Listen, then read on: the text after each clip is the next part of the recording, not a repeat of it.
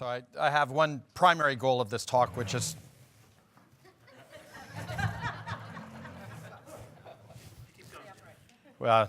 probably to demonstrate that I have no business being here. So I hope I can show that. I didn't know I was talking about Agile until Ahmed told me I was talking about Agile. And so he invited me here, but you won't hear the word, and I'm so afraid if it's a noun or a verb, I don't even want to bring it up as I go forward. But my journey, I head up Bain's global strategy practice, and so my journey is just very different, and it starts with how do you make companies grow sustainably and profitably.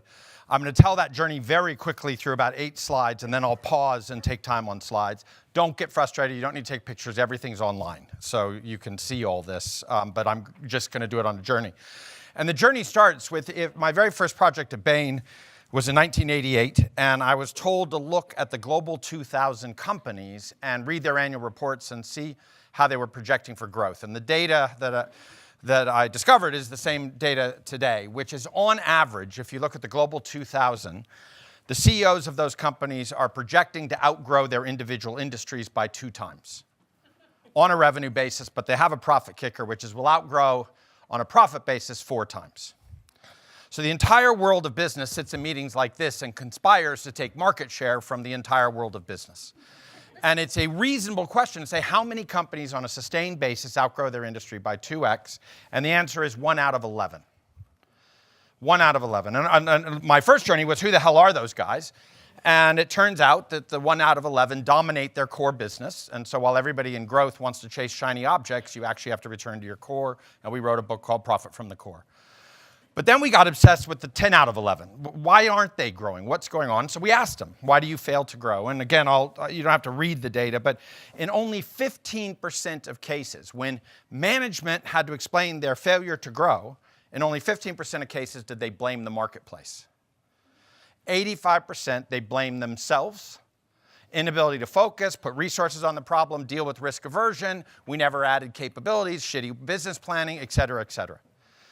And we call this the growth paradox, which is growth creates complexity, and then complexity kills your growth. And so you have to start thinking about what is a company along 2 dimensions. The first of which is how well did they maintain their sense of founder's mentality, which I'll define in a second, and how well do they benefit by size? And by definition, every great company starts as an insurgent. They're at war against their industry on behalf of underserved customers. And the aspiration of that team is they have scale envy, is to become somehow the incumbent in their industry, and the entire world of VC and management and investors are all there to make them professional and bring in adult supervision. But that journey comes at a huge cost, which is the loss of any sense of founder mentality. And we define that on 3 dimensions. The first is this insurgent mission and complete acknowledgement of your spiky capabilities. Founders know they have to be great at 1, 2, or 3 things, and they're allowed to be crap at the rest.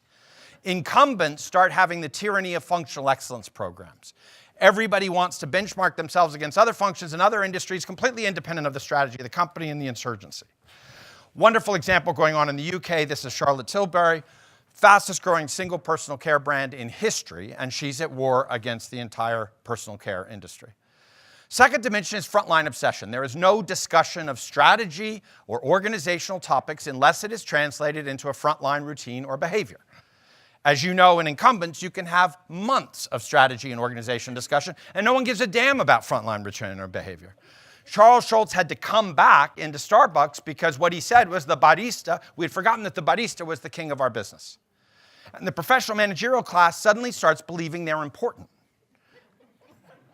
Third is owner mindset. And owner mindset, there's a lot of things here, but I'll just bring up subtle stuff that starts to happen in a company. In insurgent organizations, the people that get ahead make problems smaller. In incumbent organizations, the people that get ahead make problems bigger. We have a China pricing issue. A founder says, we don't have a China pricing issue. It's 3 products, 4 stores, everybody on the phone. Let's solve it. An incumbent organization, we don't have a China pricing issue. We have a decision rights problem between our functions and our markets requiring a thorough review of the operating model, which will take 18 months. And the reason for this is what happens in incumbency is that the opposite of simple becomes advanced. In an insurgent, the opposite of simple is complex. If the opposite of simple is advanced, anybody who has an idea to add a slide to a budgeting template, a committee to study committees, a new step in the innovation process, by definition, it's more advanced, and so no one can say no. If the opposite of simple is complex, someone is screaming, this is adding cost and complexity to our consumers. Is she willing to pay for it? This is a lot to lose. It is a lot to lose, but we don't notice it on the journey because as we professionalize, the professional managerial class is trained to capture the benefits of size. And so for a while, this journey seems positive. We are losing tremendously the culture that got us to where we are, but we are gaining professionally with the benefits of size. But then here's the problem. The world of incumbents are now staring at the new world of insurgents and saying to respond with speed and agility to what needs to happen, our size is no longer an asset. It is actually a liability. And our argument is this is just the default path. This is why the evolution metaphor matters in business, because companies grow and then die, and then the next insurgents come up. The evolution metaphor isn't very nice for the individual company. Right? It's great for the consumer, but it ain't nice for the company. And so the issue is, how do you avoid this default path? So we wrote the book. At the time, we interviewed 170 founders. There was such demand to talk about this that we then formed what was called the Founder Mentality 100, where we started with 100. It's now 684. Insurgent companies meeting in 34 forum about how do we avoid this? How do we avoid this path? And then incumbents have started to join. So the first issue that we began to define is, what are the forces that actually work against you? And so we had to learn about sailing. West winds go east, west winds go east, so we had to learn about that. And we identified what happens to the small company. I won't go through the detail, but everything about the act of scaling and gaining the benefits of scale destroys your founder mentality, because you're bringing in a professional managerial class who start to think they're more important than the people that built the company, more important than the customers, and this is what goes on. And a huge amount of our energy in the first time was this whole pain of the transition from a hero culture, where 23-year-olds did heroic things, to a systems culture where you don't promote people because it erodes the integrity of the system. Then you have the southward winds that finish you off. I'll just bring one example up, again, not going through detail, but one example is Curse of the Matrix. So the Matrix is here to stay, but what we have forgotten in companies is that the purpose of good organizational design is to create conflict. And I'm going to say it again. The purpose of good organizational design is to create conflict. Why? Because your consumers benefit massively by you fighting. If I'm Unilever, I want the head of Indonesia to fight on behalf of her consumers for spicier soup. She is delivering the benefit of intimacy and difference. But in the exact same debate, I demand the head of supply chain fight on behalf of consumers for the benefits of Unilever scale and sameness. So yes, we can deliver spicier soup, but really 52 different kinds of mustard seed? Second conflict, routine versus disruption. 85% of firms' activities are executing against a known playbook with some form of continuous learning in it. When I get onto a plane, I do not want to be on the first Agile flight. I want to benefit entirely from the entire history of aviation and the routines that have been established and lessons learned. That's 85% of firm activity, routine. Then we have Agile and disruption, which is a small part, and we want to fight. When do we have execution and routine, and when do we have disruption, and how do we think about it? The second big conflict. Third is short-term versus long-term. We build this conflict in, and then we lock it into the silos. So we forget to do one tiny little thing, which is to resolve the conflicts. And this is what is killing the modern enterprise, is this desire to capture both the benefits of size while retaining some culture, creating conflict, creating all sorts of things, the professional managerial class then in charge and thinking they're important. So, second thing we said is, obviously this isn't some retreat to a mythical past. The goal of a company has to become a scale insurgent. How do I capture the benefits of size while retaining this sense of founder mentality? And how do I go about doing that? And so that's been our journey as we talk about it. And that journey somehow got us into the Agile space accidentally. And so we had a series, I'm not going to go through it again, but we started with the what. If you have a problem with insurgency, here are 2 ideas. If you have a problem with frontline obsession, here are 2 ideas we created with founders. If you have a problem with owner mindset, here's 2 ideas. And we started with that and co-creating in workshops how you deal with that. And if I had time, I'd tell you really sexy stories about all these. But what we discovered is it's all about the how. And the how is that on this journey, you actually completely lack the capabilities, skills, and behaviors to become a scale insurgent.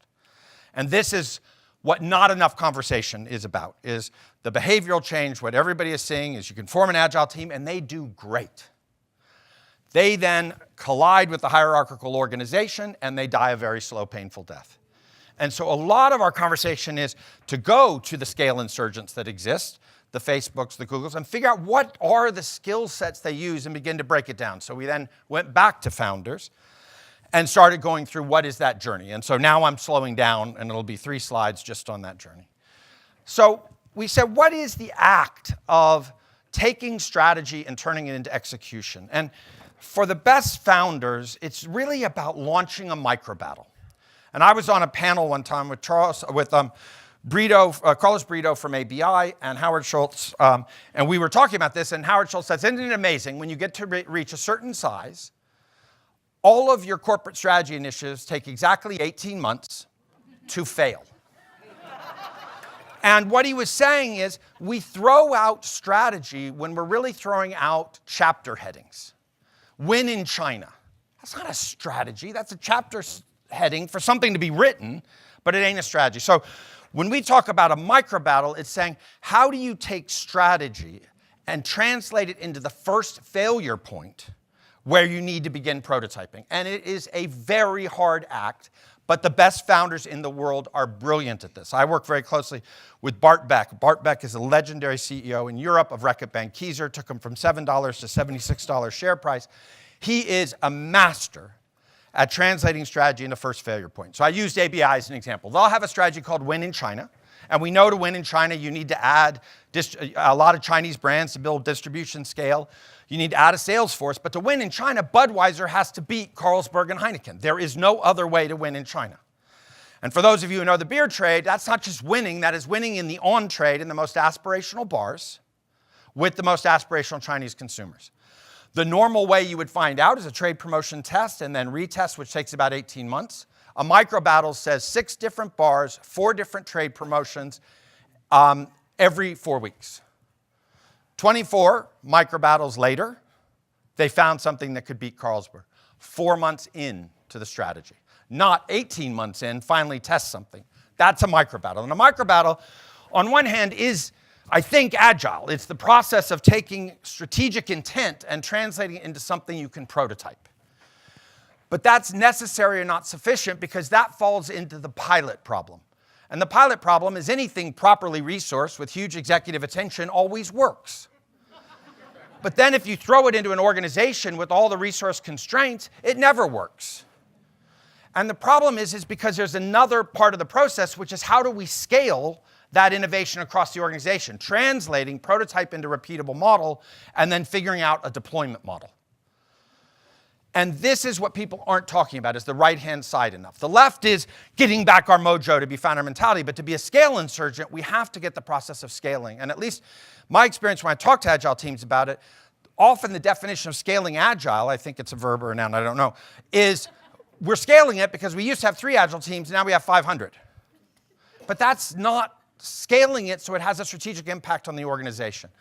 And this is the debate, I think. And as we've gone through what's required here, and I'll come to lessons at the end, the one thing at least that we've discovered is nobody is talking about the third community. What do I mean by this? We started to look at it in detail, and companies are kind of made up of 3 communities, but no one's really talking about it. One is the execution community. They take playbooks and they execute. They're incredibly busy, and they're the heroes of the company. They are the heroes of the company. Then we're starting to introduce agile disruption, the innovators. But who takes a prototype and turns it into something that the execution community can do something with? And we've started to say that is the scaling community. That is a group of people. So working with one FS player, work with an FSA player, it's clear that in order to transform, we're going to need to transform customer experiences. To transform customer experiences, you need to pick a customer experience and also transform business processes. Transform business processes, you're going to have an IT fix. Then there's only a tiny little problem because the professional managerial class and then in that FS company outsourced IT 15 years ago. The IT skill set is how to manage outsourced contracts, not how to code. So you go from, we have a prototype, we need to get this into something execution, but we haven't built a coding community that can deal with this. And this is what we see people not talking about, is this middle community and what to do. Really interesting thing, we begin to profile, we've launched a whole thing where we're actually profiling the personality characteristics and what they are, and there's one common characteristics. They're the bastards in your company now, complaining like hell that the stuff you're coming up with in prototyping is unrealistic and won't be scaled. They're the ones that are saying, that's sexy, that's cool, but it's a Post-it note. And how am I going to get 12,000 salespeople to do it in a day where they have 47 activities a day? And you say, you're not agile, you're a bastard, you're grumpy. And this is the issue that we're starting to deal with, is a lot of these people are massively undervalued because they're ahead of you. They're already in the implication and bringing into playbook, and you're still in proving that prototyping and agile is cool. So this is the journey we've been on. Then the second journey is something very interesting, at least for us, is everybody wants to talk about agile teams. For God's sake, keep them away from management. Let them be empowered and liberating.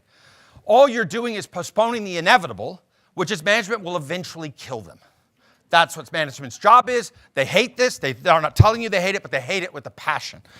So what we're saying is if you're going to run micro battles, you have to have those micro battle teams report into the leadership team at least once a month. And you use those moments to change the behavior of the leadership team, not the agile team. And you have to deal with it because you can't just say, agile, we're going to completely transform that way alone and never change leadership behaviors. They are waiting to kill it. They are giving it time. They believe it's a fad that's going to run out, and they just have to say it long enough to shareholders till they get through it. So that forces us to say, what are the skills, and someone else used the same thing, of what amplifies the effects of a micro battle or an agile team? What is the leadership team meant to do? They have to set strategic direction and make sure they know what the first failure point is. That's an act of leadership. Bezos would never have a strategy that goes out without beginning to have a talk about first failure point. They have to double down on winners. The whole process of a corporation is never to double down on anything. Right? You give 5%. You say we have a big strategy, we're going to grow X. You find out how much discretionary resources applied to the new strategy. Maybe 1.5% difference from the year before. All budgeting simply allocates to last year's revenue, and everybody wastes their time until they arrive at that conclusion. Third, we have to accelerate the cadence. Their job is how do we get faster? Their job is in the meetings to say, stop making problems bigger. Make them smaller. We need to help and enable this team. They have to also then deploy the scaling community. Who else is doing it? The agile teams are working. They need the support of the scaling community, and somebody better be building it. And then they take the findings of micro battles, how the organization's learning, and rethink what the company strategy is. And so the burden, and I get yelled at all the time by people in the agile community, the burden of an agile team to have to change the behaviors of the leadership team is just a fact. You want to say differently, you want to leave them alone, but everybody can have fun parties, but eventually you have to come to work, and that's changing their behaviors. And so this is a big deal. So then, final thing I'll just say, we started collecting the full list, and again, this is online, but I'll just bring up a couple things. One is the difference between a prototype and a repeatable model is a very big leap, and it's an iterative process. It actually changes what you prototype.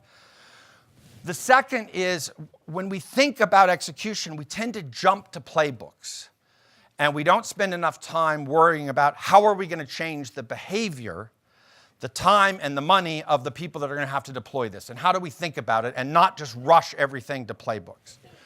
One other thing then just to highlight is as soon as you start this, the first thing that immediately comes up is you need a new deal for talent. Because the journey to become a scale insurgent is to become a flatter organization. And the only weapons that the modern enterprise has to professionally develop their people are the promises of spans and layers. The only way you get ahead is to get further and further away from the customer or have more and more costs and resources under your control. And we have to think, how do you keep a person as an active, thriving member of your enterprise staying close to the customer and in an execution role? And this will be the challenge of our age. We just started a new exercise called Firm of the Future, where we said the big issue going on with all of us is we're in between eras. There's only been 7 eras in the history of business. We're moving from the shareholder era to the era of the scale insurgent. The change of eras changes everything. and we're at day one of that journey. Thank you all. So.